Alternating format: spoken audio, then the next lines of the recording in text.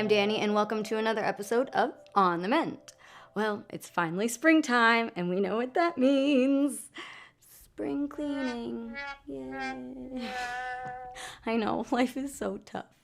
But that being said, I do really like Marie Kondo and tidying up, which is why today we are going to spark joy. And we are going to make this organizational hanging wall pocket.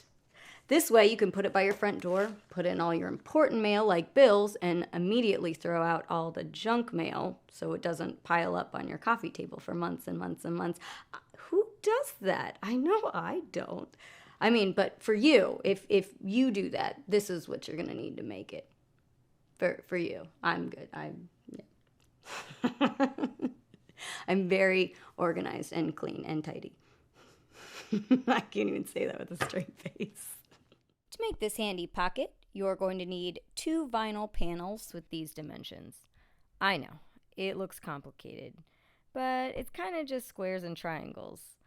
If you start off by drawing the large square first, followed by the rectangles, and then the triangles, it's really pretty easy. And just in case, in the description below, I've attached a copy of this diagram. You will also need 2 vinyl pieces measuring 1 inch by 9 inches, a panel of double-sided fusible stabilizer 1/4 of an inch around smaller than the vinyl panel, 2 metal purse rings, scissors, ruler, clips, pins, iron, seam ripper, pen, and a rivet setter kit. Now this is optional. You can always sew on the straps, but I like the ease and look of it. So first, we're going to take one of our vinyl cutouts, place it wrong side facing up, and we're going to measure from the top corner 1 inch in and 1 inch down. And we're just going to mark it. This is where we're going to be putting holes in it to attach our handles.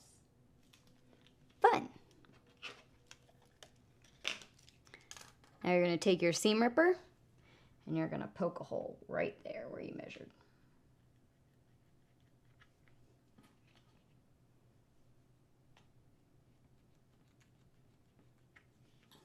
Next, you're going to take one of your straps and you're going to fold it in half, wrong sides facing each other. And then we're going to measure 1/4 of an inch from the bottom, and we're going to get right in the center there. We'll make a mark, and then we'll take our seam ripper, and we're going to poke a hole right there, making sure to get all the way through to the other side. Oh. And now we'll do the same for the other one. Okay. Now we're going to attach it. We're going to take our large piece and we're going to flip it right side up. And then we're going to take one of our rivets, the tall one, and we're going to poke it through that hole just like that. We'll do the same for the other side. Yay. And then we'll take one of our straps and do the same. Poke a hole in there. Take one of our purse rings, slide it through, and then finish with that hole. Next, it needs a little hat, so we'll take the other rivet, the little short little cap one, and place it on. So we're going to do the same for the other side.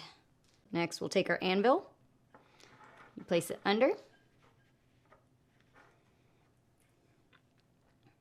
and then set it. And do the same for the other side. Nice! Looks like a little stingray. Next, we'll take the panel that we haven't riveted, and you're going to take your double-sided interface, place it down, and then take your other piece And place it wrong sides facing each other. And we'll just match up all the corners here. Now, we're going to press it. Make sure you place your cloth over it. And press. Make sure you press really firm. It's going to take quite a little bit of work to make it go all the way through that vinyl. And now, check to make sure it's sticky. Yay. And then flip it over. And we'll do the same to the other side. All right. Yay! Make sure it's sticky. Yep, all stuck to each other. Now we're going to top stitch all the way around. Fun. So when we're top stitching, we're going to use a 1/4 inch seam allowance, and remember to move these straps out of the way. Unless you want extra stability, you can just go across. I don't want that stability.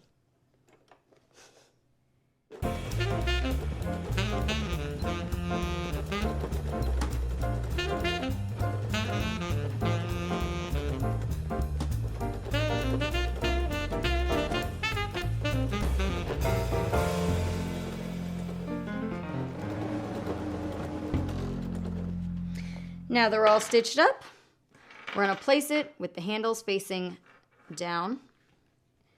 And then we're going to fold the sides in so they match. And then we're going to press these sides and then clip them. Yoink! Now they're all pressed and clipped, we're going to fold the bottom over. We're going to match those corners and then pin it, making sure not to get the bottom panel. Now that we're all pinned up, we're going to sew a small V right over our existing top stitch. That's going to join our 3 corners together. So this next part is definitely the trickiest. So we're going to start by taking our flatbed off. You're definitely going to want your free arm for this. And then we're basically going to shove this in the machine and cross our fingers and sew. Once you've crammed it in, or aggressively placed it in, you just need to sew over your existing top stitch to secure the intersection. I sewed about 1 inch worth and went over it a couple times. Then I did the same for the other side. All right, moment of truth. Let's take out these pins. And your pocket is done. Well, almost done. So there are 2 ways to go about this. We can either sew down the sides so it's flush with the wall, or leave it as is, so for more like 3D effect. I'm going to sew down the sides because I'm clumsy and I hit things.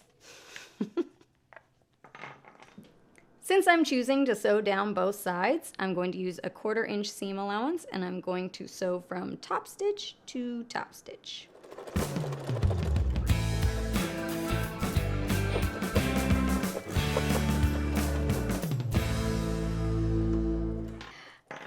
And here you go. Pocket is ready. Oh my gosh, it's so cute. I'm very excited to use this. So we'll just throw our mail in there and pretend it never happened. I mean, no, I will go through all of my mail that's sitting there, and yeah, no, I won't. That's tomorrow Dani's problem. But I hope you like this video, and I hope your pockets turn out amazing. And oh, if you like any of these videos, don't forget to subscribe down here. Maybe? I think it's here. I don't know. Subscribe, click, whatever. I will see you next time on the Mend. Do I really have to clean now? I'll sew more pockets.